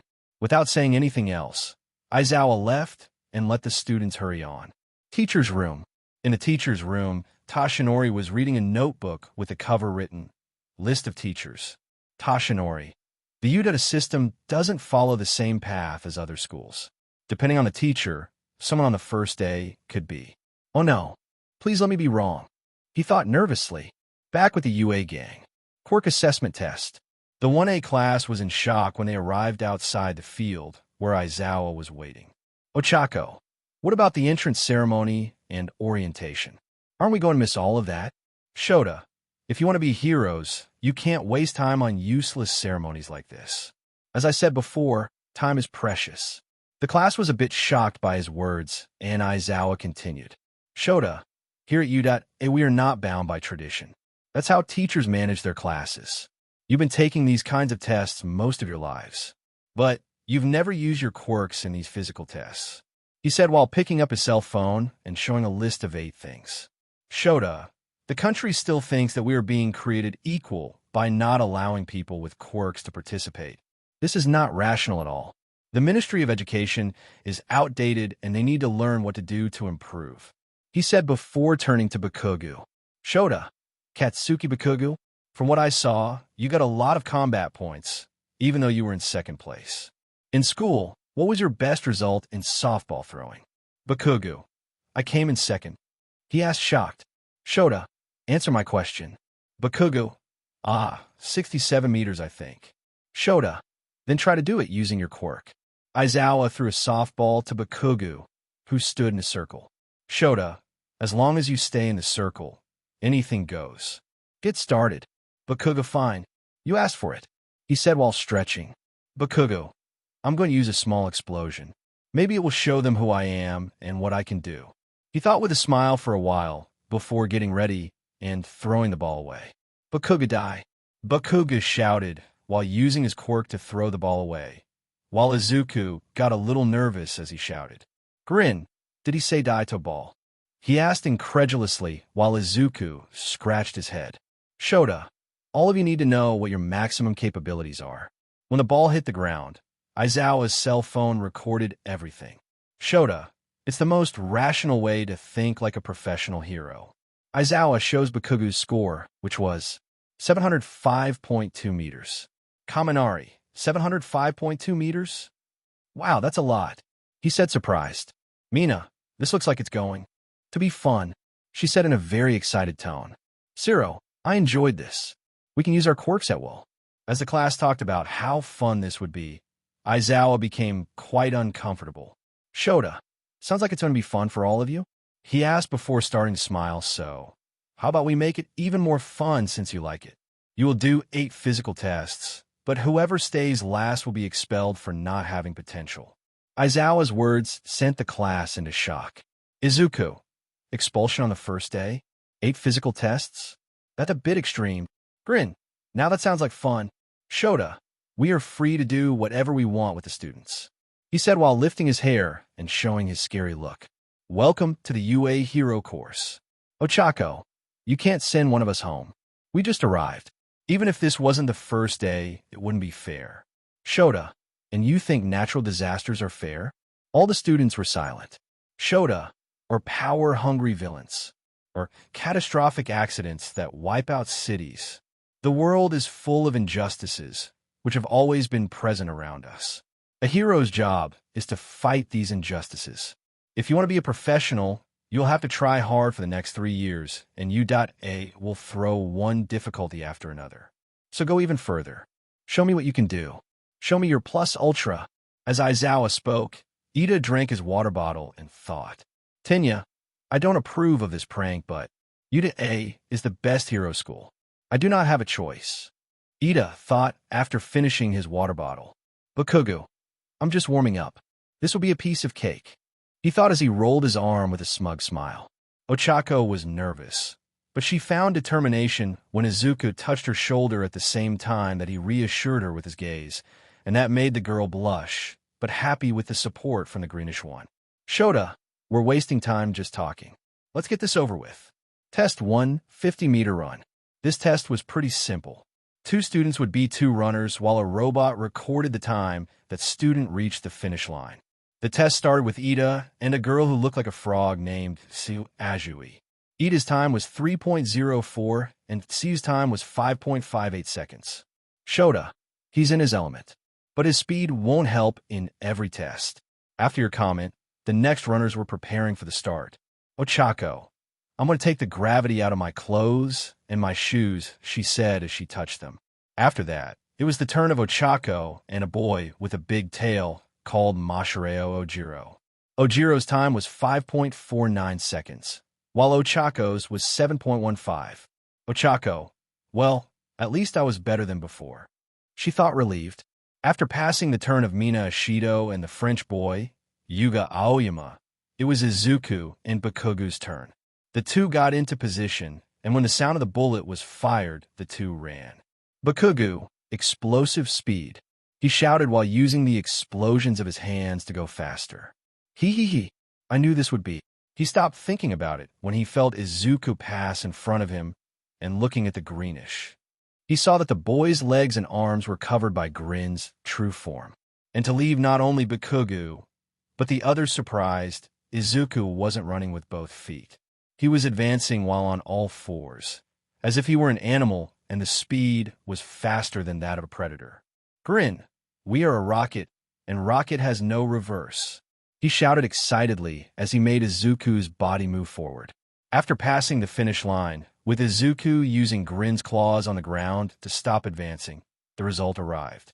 Izuku's time was 3.22 seconds, while Bakugu's were 4.13. Izuku good? Very good, Grin. He praise whispered while Grin made Izuku's legs and arms return to normal. As Izuku walked over to Ochako, who was congratulating Izuku's performance, Bakugu became incredulous and furious as he glared at Izuku. Bakugu, how did he do that? If he had a quirk all this time? Then he lied to me all this time, he thought as he trembled with rage. As for Aizawa, he was watching everything, mainly Izuku. Shota, the shape of those feet, those hands, he thought with narrowed eyes. I feel like I've seen something like this somewhere. Test 2, strength to hold. In a gymnasium, students were busy doing a strength test to hold a machine. Zero, amazing. You reached 540 kilograms. Are you some kind of gorilla or an octopus? Zero was praising his colleague, Shoji, who reached a strength of 540 kilograms. Mineta, octopuses are hot. Before they could say anything else, they heard a crunching noise, and as they turned around, they saw that Izuku had a black fist on his right wrist, and he got nervous about it. Grin, you wanted me to squeeze hard, so that's what I did. Izuku, but I told you not to squeeze so hard that you destroy the machine, Grin. He whispered nervously. Grin, oh. Izuku, and now how am I going to pay for this? He asked worried while observing the damage that was the tightening machine. Kirishima, hey, relax. No need to worry about that, bro. He tried to reassure while holding the shoulder of the greenish one. Ochako, what matters is the result, she said while raising her thumb to the greenish one. Shoji, as frightening as the result was, he said that while looking at the tightening machine that Izuku squeezed. Shota, He's strong even to need a squeezing machine, he thought as he looked at Izuku. Test 3. Long jump. This test didn't have much of a secret. It was just jumping a long distance over a large sandbox. Students like Aoyama, Bakugo, and Tsuyu did well in this test, including Izuku. He made a huge leap using the strength of the symbiote's legs, and made an incredible landing that even made the ground tremble a little bit. Test 4. Side jumps. In this test, Mineta did the best because he used his ball and bounced from side to side at great speed. Test 5. Ball throw. This test was the same one that Bakugo did in the beginning. At this moment, who was throwing the ball was Ochako, who took the gravity of the ball and made it fly and fly. And the result of that was infinite. Everyone shouted in surprise while Izuku clapped for Ochako, who was happy about it. Now, it was Izuku's turn, who had the ball in hand while he was in the circle. Already the students were waiting for the launch that the greenish would make. Tinya, I still wonder what kind of quirk Midoriya has. It's curious, he said while watching Izuku. Ochako, I was wondering the same thing, but one thing is for sure. Aizu's quirk is very strong. Bakugo, don't make me laugh. How does a weakling like him have a strong quirk? Momo, I may not know him, but I'm a witness that he's pretty strong, she said in an analytical way while looking at Izuku. Bakugo, I'll believe it when I see it. Izuku right grin. Let's use a lot of our strength to throw this ball as far as possible. Grin copy, he said as he made his fist stay on the right arm of the greenish one, who was holding the ball. Izuku, I think it won't hurt to use a little one for all in this test, he thought before asking Grin. Grin, you can regenerate my arm, right? Grin, yes, I told you before. Wait a minute, are you thinking of using it? Izuku nodded in response. Okay, I understand. Izuku got into position, and together with one for all in Grin's arm, he was about to throw the ball, when he felt his right arm being grabbed by something strong and looking. Izuku, is that a scarf? Grin, where did that come from? Shota, Izuku Midoriya, isn't it? Hearing Aizawa's voice, Izuku turned around and saw that the man had red eyes and flowing hair. Izuku, these glasses. The red eyes. Are you Eraser Hero? Eraserhead? He asked in surprise. Shota, I've been using my quirk while looking at you, and since you know who I am, you should know that your quirk should be being nullified right now. But it's not, he said while looking at Izuku's fist, which was still covered by Grin. When the students heard this, they were surprised and even curious about it. Shota, tell me, how come I couldn't nullify your quirk before and now? He said suspiciously while he was in front of Izuku. What are you hiding? And I want you to tell me the truth, otherwise I'll have to drag you out of the UA. Grin, oh no. What now, Izuku? Izuku, my quirk has a life of its own. Shota, huh? Izuku, my power is not very common, sir. After all, it has a life of its own, and he said while thinking of an explanation that would convince Aizawa, who was waiting for the greenish man's answer. And what you're seeing now is his form spreading across my body. He shares his strength with my body, and to do that, he needs to cover my limbs. If my quirk was annulled by your power, it must be because he has life. I believe. He. Aizawa narrowed his eyes as he looked at Izuku, who was nervous as he thought the hero didn't believe what he said, but much to his relief. Shota, since that's the case, I apologize for disturbing your rest, he said while his hair and eyes returned to normal. You can continue. I won't disturb you anymore, was the only thing he said before walking away. Izuku sighed in relief as Grin became calmer.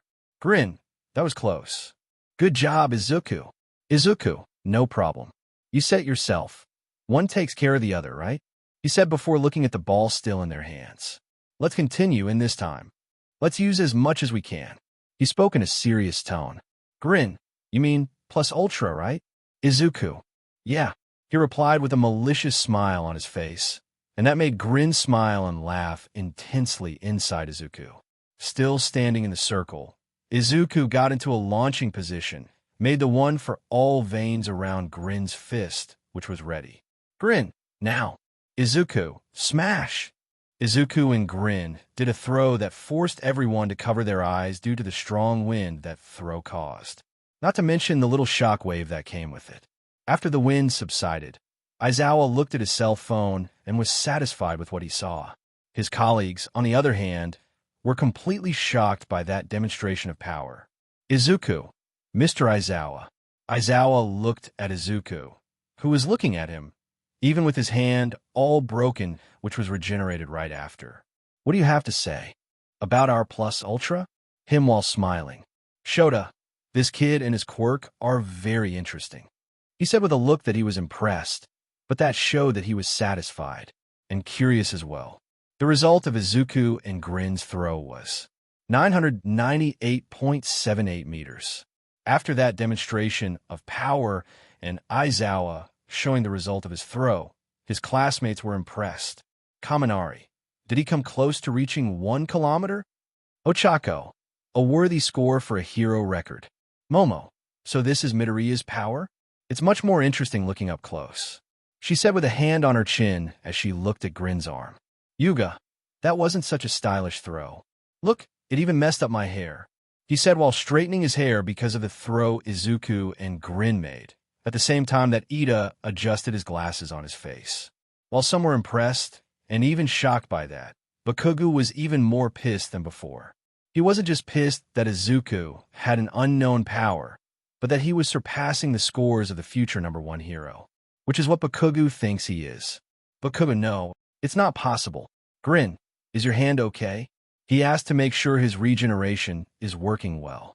Izuku, yes, it is. Bakugo, what does that mean? He asked irritably as he released small explosions in his hands. Izuku, huh? Izuku heard Bakugo's question and turned to him. Bakugo, explain it to me now, Deku.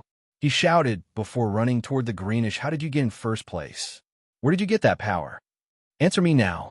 Before Izuku or Grin could do anything, Bakugo was grabbed by Aizawa's scarf, who had red eyes and flowing hair again. Shota, you better behave yourself if you don't want there to be consequences for you. Bakugo, how? Is this scarf so stiff? Shota, because this scarf is a catching weapon, made of carbon fiber woven with metal wire of a special alloy. You better behave yourself. Stop acting like a brat, just because he got better scores than yours. Bakugo struggled to get free, but it was no use, even his quirk wasn't working. Shota, and you kids better not force me to use my quirk every single time. My eyes get dry, he said a little irritated. What a waste for such an amazing quirk. All the students were in shock upon learning of Aizawa's quirk disadvantage. Aizawa deactivates his power and releases Bakugo. Shota, we're wasting time. Let's proceed with the next tests. Izuku took one last look at Bakugo before heading over to his classmates and continuing the test. Bakugo just stood there with a lot of anger before glaring at Izuku, who was talking to Ochako, who was congratulating him on his performance. Bakugo, until recently, you were nothing. You were just a stumbling block in my path. And he's still a stumbling block in my path, he thought as he shook with anger as he looked at him. The remaining tests were fairly easy, thanks to Izuku's physique and the reserve strength he had thanks to Grin. In the sit-up tests, Izuku had Ochako's help to hold his feet so that the green man could do sit-ups. But as she did so, the girl couldn't help but stare at Izuku's physique, which had changed a lot since they'd known each other. While the green one was doing sit-ups, Ochako was admiring that vision of the boy, who got to the point of blushing when looking at both Izuku's face and his new physique. Izuku, Oka, is everything okay? He asked worried while he didn't stop with the abs. Ochako, why yes, I am fine. Really fine, she said while trying to hide it with an innocent smile, and her reaction made both Izuku and Grin confused. After this test, the students had one more stretching test, and when it was finished, there was one more test left, long-distance running. And once again, thanks to Grin, Izuku didn't suffer too many difficulties. And with all the physical tests finished, Aizawa came back with the results. Shota, okay, I'll quickly let you know the results. The total is the sum of the marks you got on each physical test you took. It would be a waste of time to show them one by one, so I'll show you all the results at once. Aizawa clicked a button on his cell phone as a blue hologram projection appeared showing the list ranking all the students' scores from highest to lowest. Izuku kept his eyes closed until he took a deep breath and opened them. The results were 1 Izuku Midoriya, 2 Momo Yaoyorozu, 3 Shoto Todoroki, 4 Katsuki Bakugo, 5 Tenya Ida, 6 Fumikage Tokoyami, 7 Mizo Shoji, 8 Mashireo Ojiro, 9 Ijiro Kirishima, 10 Mina Ashido, 11 Ochako Uraraka, 12 Koji Koda, 13 Rikido Sato, 14 Tsuyu Ajui, 15 Yuga Aoyama, 16 Hanashiro, 17 Denki Kaminari, 18 Hyokujairu, 19 Toru Hagakure, 20 Minoru Mineta. Upon seeing that, Izuku sighed in relief. Grin, see that? I said that together we are strong, he said excitedly as he controlled Izuku's left arm to just give the green guy a thumbs up. Izuku, thanks, Grin. Grin, by the way, who is this Mineta who stayed last? Izuku, I have no idea. Mineta, and no, that can't be true. Izuku's attention is stolen by that runt boy with the ball on his head. I'm going to be expelled on the first day. And I didn't even get a girlfriend.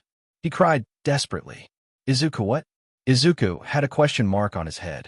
Grin, is this a joke? Shota, by the way, I lied about the expulsion. Shota, that was just a trick to get all of you to use your quirks without holding back, he said while making a strange smile. What? All but a few screamed in shock. Momo, well, I was suspecting it was a lie from the beginning. Kyoka, Mineta, Kaminari, and you don't say anything. Siro, that was kind of tense, don't you think? He said while turning to Kirishima. Kirishima, I'll accept a challenge anytime, he said with a smile, while Bakugo was angry to see that he was in 4th place. Shota, with that, we're done here. There are curriculum handouts in the classroom. When you get back, take a look at them. It was the only thing he said before leaving. And get ready, all of you, because tomorrow we're going to have rigorous tests. As soon as he walked away, the students decided to go back to the locker room and change, including Izuku, but Grin Izuku. Upon hearing his name being called, the greenish one stopped walking. I noticed that guy, Eraserhead, was looking at us during all these tests. Izuku, what? Are you sure? Grin, yes, and from the look in his eyes, he seemed to be watching us or getting suspicious or something like that. Izuku, but why would he be watching or getting suspicious of me? Grin, there's an answer I also want to know, he said while he and Izuku looked at Aizawa, who was further away and going to enter the Udata building. Ochako, Aizu, is everything all right? Upon hearing his friend's voice, the greenish man turned around and saw that she, Ida, and Momo were waiting for him, and taking one last look at the pro hero, Izuku walked towards the group. As Aizawa was about to enter, he walked around the corner of the building and was confronted by All Might. All Might, Aizawa, you liar. Shota, hi All Might. So you've been watching this whole time? Do you have a lot of free time today? All Might, was it just a trick? Haha, what a good joke. But April Fool's was last week. You punished an entire first-year class last year with expulsion. You cut out those you judged to have no potential, and you do it without a second thought. For a man like you, who went back on his words, that means you felt it too, right? You also felt young Midoriya's potential. Shota, you seem quite supportive, don't you think? Don't you think it's wrong to give the boy a little favoritism now that you're a teacher? All Might winced as he realized his mistake. Shota, do you think a teacher should act like that? Aizawa starts to walk away, but first he says one last thing. Shota, it's true what you say. I've seen potential in that boy since the entrance exam, even more so because of his quirk. But that potential will only take him so far in this world. I want to see how he still can improve. He may be strong, but there are still many things he needs to learn to be a professional hero. It was the last thing Aizawa said before leaving All Might alone. All Might, are you being kind in your own way, Aizawa? I can see how we don't get along very well. Time skip. Front of Udata School. Classes ended on the first day of classes at UA. Many of the students were leaving the front gates as they talked about their first day at UA. Izuku, on the other hand, was also walking along with Ochako, until suddenly the greenish man felt someone hold his shoulder. Izuku. Oh, it's you, Ida. Tenya. Are you both going to the station too? Let me accompany you. Ochako. Fine by me. Izuku. If you insist.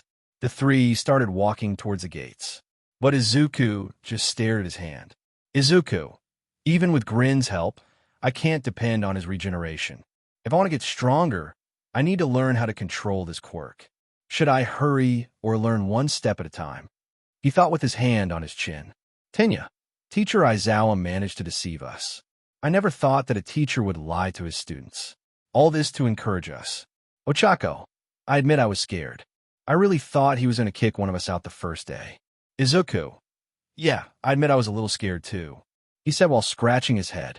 Momo, but what matters is that no one was expelled and that we should take Teacher Aizawa seriously.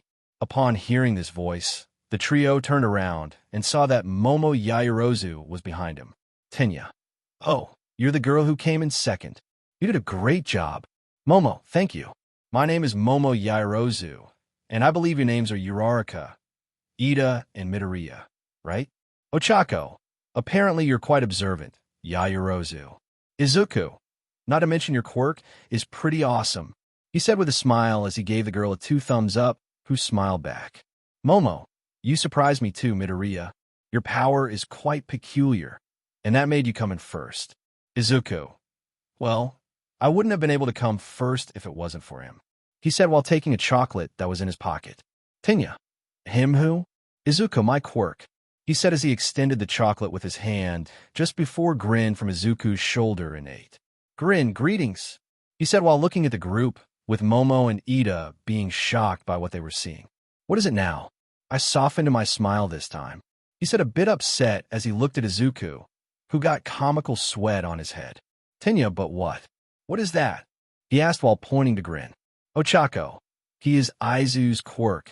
His name is Grin, she said with a smile as she presented the symbiote, which had her wide smile. Momo, oh, so your quirk has a life of its own, she said, fascinated. It's rare to see these kinds of quirks. Grin, please, if you're going to refer to me, call me by my name. Tenya, okay, but why are you called yourself? Grin? Izuku, I'll explain on the way. Come on, we better not miss our ride, he said as he walked beside Ochako, and when they saw that, Momo and Ito walked beside the two. Grin, on the other hand, went back inside the boy. Izuku, this is incredible. My life is really changing. All thanks to All Might and Grin. I still have a lot to work on, but I'm glad I got more friends besides Ochako. As you say, Mom, it's good to make more friends, he thought with a smile. Grin, I'm still hungry. Midoriya residence. At Izuku's house, we see that Hisashi had just arrived home, thoughtful and serious. And upon noticing the man's presence, Inko welcomes him home. Inko, welcome back, darling, she said with a smile on her face. Seeing that smile, Hisashi smiled back as he walked further into the house. Inko, how is your work? She asked before Hisashi kissed her. Hisashi, tiring, mentally speaking, I'd rather not comment too much on it, he said with a crooked smile. Where's Izuku? He hasn't arrived yet? He asked as he looked around, looking for his son. Inko, not yet, but I believe he should be arriving soon. You should have seen his face when he left the house. He was excited, she said while serving a coffee to the man, who gladly accepted. Hisashi, yeah, I imagine how it must have been. A lot has changed since last year when he awakened his quirk, he said in a serious tone while looking at the coffee. Inko, yeah, for me that was a miracle. It's good to know that our son has a quirk that can take care of him for us. As scary as Grin is, she said while letting out small giggles, but Hisashi looked thoughtful and distracted, and Inko noticed that. Darling, is everything okay? Hisashi, huh? Yeah, of course. Yes. It's a miracle like you say, he said with a smile, a little forced. Before Inko could ask anything, the door to the house opened and Izuku entered. Izuku, I'm already home. Inko, Izuku, how was your day? Was the orientation nice? Did you have fun? Didn't get hurt, right? Izuku, it's okay, Mom. The orientation was very nice. But even so, I had a good start to a first day of school, he said with a smile. Grin, correction. We had a good start, Izuku. We had, he said as he emerged from Izuku's back. I took care of him like you asked, Inko. Inko, hee. I'm glad for that, Grin. By the way, I made you a chocolate chip cookie. I hope you like it, she said as she walked to the kitchen. Grin, yummy. Obviously hearing that, Grin got excited. Izuku, Mom, you didn't have to worry about that. I could have helped when I arrived. As they talked, Hisashi watched the three of them with a worried look, even more so looking at Izuku and the symbiote. And that caused him to have a quick flashback. Flashback, 12 months ago. Back in the night where it all started, we see that Hisashi was walking in the lab from before. Only he was alone and seemed to be in a hurry from the way he walked. Until he stopped in a room where there was a symbiote, which was immobile, but still seemed to be alive. When looking at that symbiote trapped in the glass cage, Hisashi's hands were shaking, but he was determined with what he was going to do. Hisashi, it's too late to turn back. Hisashi walked to a computer that would release that symbiote, and when he opened a button that opened the glass cage, Hisashi took a capsule that would serve to carry that symbiote. Hey, what are you doing here? Upon hearing that voice, Hisashi turned around and saw that there was a security guard in place, and he was walking towards Hisashi, who was nervous. Hisashi, I was just. You shouldn't be here. You were supposed to go home. Hisashi, yeah, I know. I just needed to check something here. So. The security guard was confused, but upon looking at the computer screen, he looked suspiciously at Hisashi before pointing the gun at him. Hisashi, hey, wait a bit, please, he said while showing his hands while taking a few steps back until he tripped over his own foot and fell to the ground. I can explain. You're going to explain yourself, and it's going to be from Mr. Kasadi. Get up if you do something. Before he finished speaking, the guard felt something grab his foot, and when he looked, he despaired when he saw the symbiote from before entering him. No. Get out of me. Hey, help me. Help me. He shouted desperately while Hisashi hid under the table. Take that thing away from me. Get it out of me. He kept screaming desperately while his body was covered by the form of the symbiote, which was none other than Grin. Finally. Freedom. Now I can get out of here. It was the only thing he said before running and breaking everything that was in his way. Raw. As for Hisashi, when he saw that everything was suddenly silent, he slowly got out from under the table, and when he looked at the laboratory, he saw that there were a lot of pieces of glass destroyed on the floor, but no other symbiote was loose. And looking at the glass cage that was open and the trail of destruction that was left, Hisashi thought of one thing. Hisashi, what did I do? End of flashback. Back at the Midoriya's house, we see that Hisashi was still looking at Izuku and Grin, who were trying Inko's chocolate cookies, and the duo's reaction. It was delicious. Hisashi, it shouldn't have been like this, he thought as he looked sadly at Izuku. Look what you did, Hisashi. Following day, we are on the streets of Mizutofu. The sun is there, people are walking on the sidewalks, vehicles are making noise, and heroes are patrolling around. And we are following Izuku Midoriya, who is on his way to UA in his uniform. He is stopped, quietly waiting for the signal to cross the street, until he came to bother the greenish one. Grin, Izuku. Izuku, what is it, Grin? Did something happen? He asked in a concerned tone. Grin, look to the side. Izuku looked to the side, thinking it was something serious, possibly a threat. But when he turned around, he saw a child accompanied by his mother, eating a chocolate bar. Grin, chocolate. He shouted in an excited tone when he saw the chocolate, while Izuku sighed in relief and at the same time disappointed. Go on, what are you waiting for? Izuku, what are you talking about? Grin, take that chocolate there. Izuku, what? Are you crazy? This chocolate isn't ours, it's the boys'. He kept talking in a whisper while some people around were looking at him, thinking he was crazy, including the boy. Grin, come on, Izuku. It shouldn't be that hard to get that bar in that boy's hands. It's like getting candy from a baby. Well, in the case of now, that's literally it. He said while Izuku looked around embarrassed. Izuku, but taking a chocolate bar in the hands of a child is also wrong. So be quiet there, Grin. Grin, here's the thing. I'm hungry, and you have to feed me. We made a deal. He said in an authoritative tone while Izuku sighed as he looked at the sign. Either I eat that chocolate over there, or I'm going to eat someone's head. Izuku, no way. You're not going to eat anyone's head, and besides, I can buy you a chocolate at a convenience store. Is that good for you? Grin, now you're speaking my language. See how we understand each other? He said in an excited tone while Izuku saw the sign open. Let's go to the convenience store now.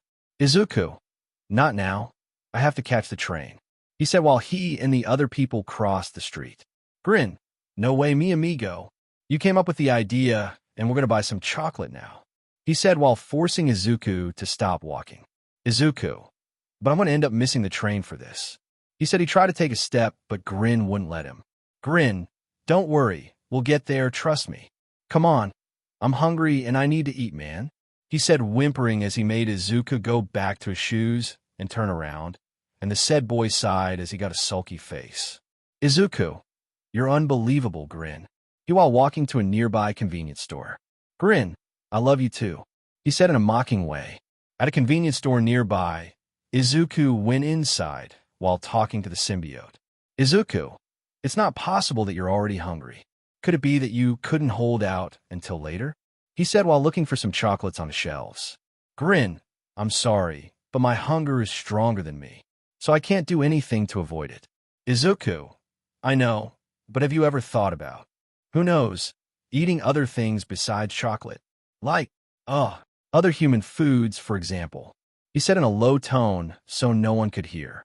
Grin. We can try it, but I don't know if it will work the way chocolate works for me, he said while Izuku took 3 chocolate bars with him. Oh, this brand is good. Izuku. Yeah, I admit I like that brand. Hey, old man, give to me all the cash in the register. Hearing that, Izuku and Grin looked at the store's entrance and saw that a bandit had a gun, literally in the palms of his hands, aimed at the attendant, who appeared to be elderly. And his biggest feature is that he has 3 stars on his head. Attendant, calm down, please. Shut up and give me all the money, old man. Attendant, please, I need this money for my son. I do not care. Pass the money now, or you. Before he finished speaking, suddenly his arm was tightly gripped by a grayish-black tentacle. And as they looked ahead, both the bandit and the attendant were startled when they saw Grin's true form, which was tall, muscular, and the head had what appeared to be the hair of the symbiote. It was similar to Izuku's. The difference was that this one was moving. Grin. Listen here, you piece of trash. This place is under our protection now, he said threateningly while holding the bandit's shoulder, who was shaking with fear. And if you dare to go back or threaten other innocent people, we will know and we will find you. And when we find you, we will break your fingers, break your hands, and then we will break your arms and your legs in a slow and painful way. Do you understand? The answer came with the bandit nodding his head as he trembled. Grin. It's really good that you understand because, believe me, breaking your bones will be so satisfying for us. The sound of your bones breaking will be like payment for everyone you robbed or threatened, including this attendant, and you better pray you never see us again.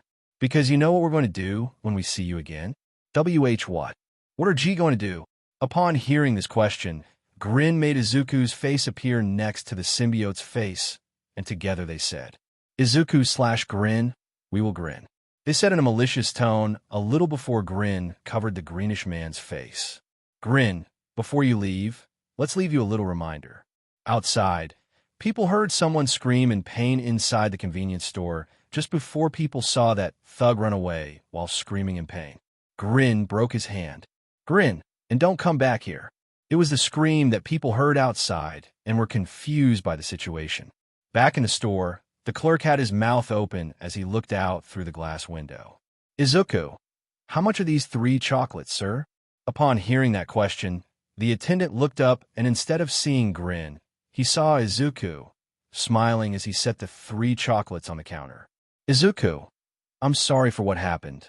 That happens when we're hungry. Hi, he said a little embarrassed. When remembering what Izuku and Grin had just done, the attendant looked at the greenish one and said, Attendant, pay only these 3 and you'll get 5 more free. It's today's exclusive offer, he said with a smile and a raised thumb. Izuku/Grin, exclusive offer? They were astonished at what they heard. Later that day, we're back at the UA school and it's already the 2nd day. And so far, it's been going well for Izuku. During that time, he took regular classes, like the English class with Present Mike. For many, it was boring, especially for Grin, but Izuku was fine with it. During the cafeteria, he had the pleasure of eating Lunch Rush's food, which was fine for Izuku and Ochako. But later that day, Things are going to get more interesting. All Might, Izuku heard that voice and got excited. All Might in his hero form walked through the door walking through the door like a normal person. This is not normal at all, Toshi. The class was excited to see the hero. Grin, if this is a normal entrance, imagine if it wasn't. Kaminari, I can't believe it's All Might that's here. Kirishima, so he's our teacher here. Oh man, this is going to be awesome. Sue, hey, isn't that the Silver Age costume? Said while All Might walked awkwardly to the podium. Ojiro, his style gives me goosebumps. All Might, welcome to the most important class at UA. Here you will learn the basics of being a professional and learn to fight in the name of heroism. Let's go, he said while striking a pose. And today's lesson is combat training. All Might pulled a card with combat on it and showed it to the class.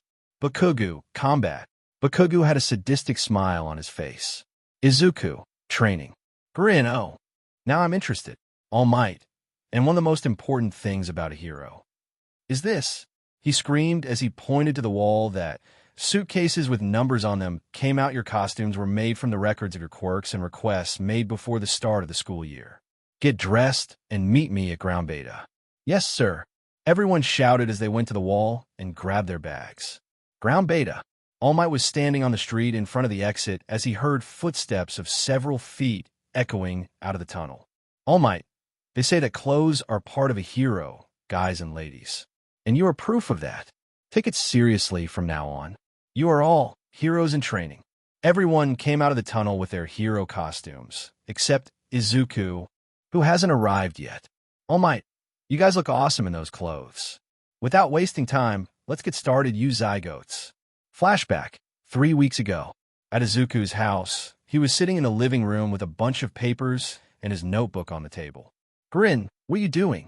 Izuku, the costume subsidy. What am I going to do? I need to go to the city hall to get my registration for my hero costume. The problem is, how am I going to get my registrations if I'm already registered as a quirkless? Grin, I don't know. Maybe All Might does. Izuku took his cell phone and called Tashinori, and in the call the green man explained his situation. Tashinori, the quirk records? Just update your record. Tashinori said through the cell phone. Izuku, that easy. Tashinori, of course, everyone makes a record when they enter school, don't they? See, there are cases where many people think that their quirk is one thing, but it might be more than they thought.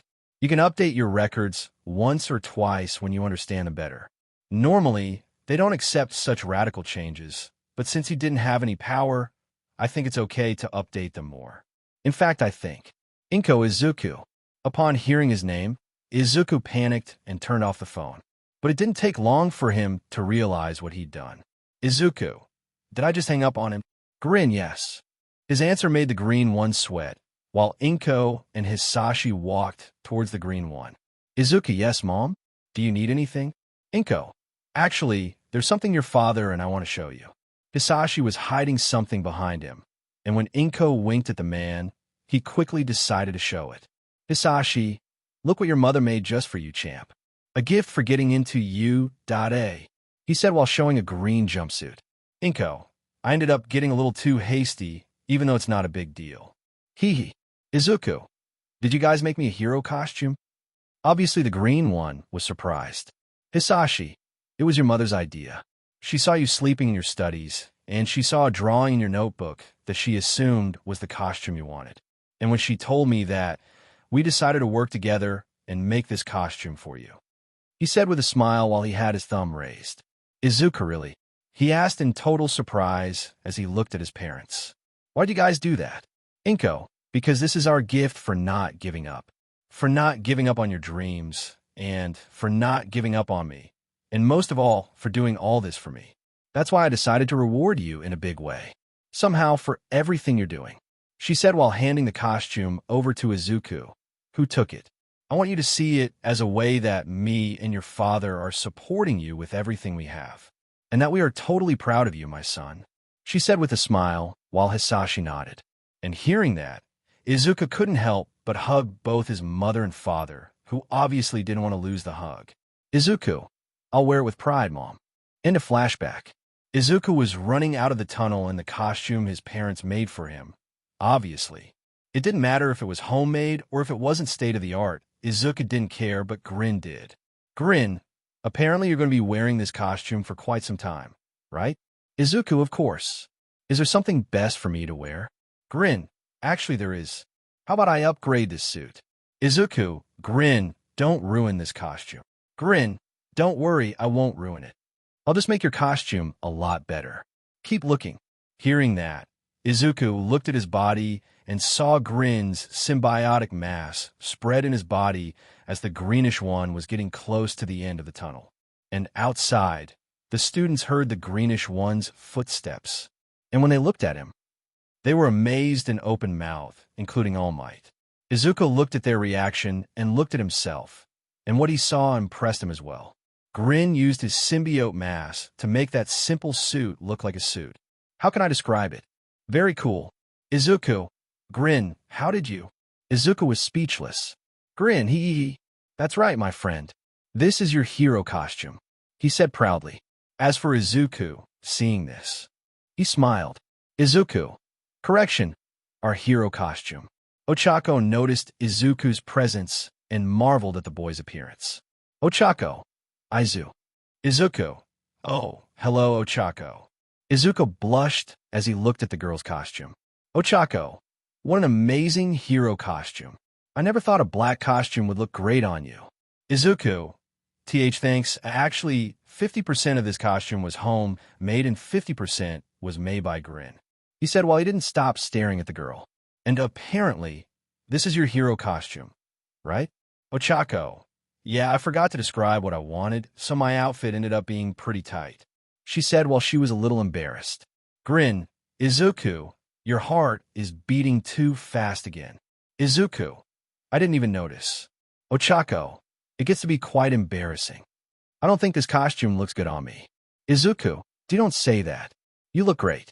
I think you look really pretty in this costume. Izuku, where did I get the courage to say that? Ochako, really? Thank you so much, Izu. It means a lot to me. Ochako was blushing but happy with the boy's compliment. Izuku, you're welcome. I'm glad for that, he said with a silly smile on his face. Mineta, I love this place, he said while raising his thumb, and only Izuku and Grin heard it and didn't like it. All Might looked at Izuku's costume and liked what he saw. All Might, at least you're not trying to copy my look and you're being yourself. All Might, now that you're ready, it's time for combat training. Tenya, sir. Izuku turned around and realized who was inside the armor. Izuku, is that Ida in there? Wow, what a cool costume. Tenya, this is the fake city from our entrance exam. So, does that mean we'll do urban training again? All Might, no, we're going to take 2 steps forward, he said while raising his 2 fingers. Most battles with villains you see on the news take place outside. However, the most terrible villains fight inside. Think about it. Illegal business, prisons, false imprisonment. The smartest villains hide in the shadows. All Might, in today's class, you will be divided into groups of heroes and villains, and will fight in 2-on-2 battles. So, isn't that a bit advanced? We don't have basic training. All Might, the best training you will receive is on the battlefield. But remember, you're not dealing with robots this time. You're dealing with real people. Momo, sir, will you decide who will win and who will lose? But Kugo, can we really put our hand down on our opponent?